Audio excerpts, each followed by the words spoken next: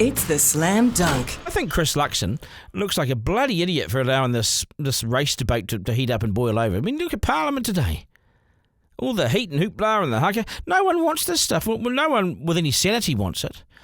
You know, we have an economy that is struggling to get back on its feet. It's just taking far too long. And we're now going to waste 6 months debating what the principles of the treaty could be one day, but it won't be because it's going to be dumped in 6 months. When we should be solely focused on getting people back into jobs or training and getting the struggling little island economy back up the ladder. For goodness sake, even have a job summit if you have to pinch one of John Key's ideas from back in the day. Just get all the people in the room to share ideas. Just something.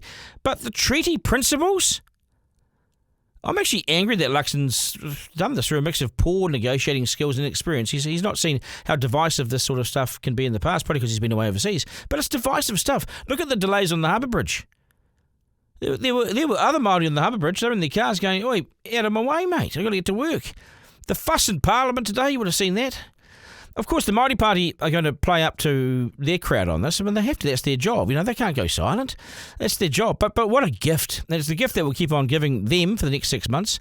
And hard-working New Zealanders, I believe, are turned off by this. Tell me otherwise. But they can't be bothered giving it the time of day. For a party so heavily economically focused, this is ACT, it's put its line in the sand on this issue and said to Kiwis, no, this is more important than anything else. This is what we should be spending our precious time on. Parliament's a short term. It's 3 years. It goes so quickly. First year, they're getting into office. Second year, they do things. Third year, they're preparing to try and win the electorate again.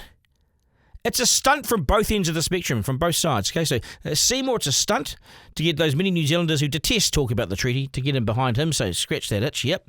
And for the Māori Party, they haven't missed a trick. It's a membership drive. Walk the length of the country, sign people up. And there's all the rest of us in the middle going, come on. Others felt left out today, so they had to put their 2 cents in too, to remind their few supporters left that they still had a heartbeat. I'm thinking about Willie Jackson. And what about me, he said. The Māori Party's dominating this and Seymour over there. Me, he said. And he got kicked out and he's not going to apologise because there's a line in the sand for him too. Maybe they need to get back to trying to sort of find out where their support went. But Seymour has certainly scratched a couple of itches in this debate. But all you need to know is it's going nowhere. All this time, and Parliament, as I said, it's short, but it costs a lot of money to open Parliament and run it and have these select committees. It's going to be really costly. Tens and tens and tens of thousands of bucks. That's what it costs every day to run Parliament. Imagine 6 months of them. Why 6 months? God, Luxon, hopeless. 6 months, all that money, all that time of Parliament, and what else could be achieved in that time? And all for no outcome.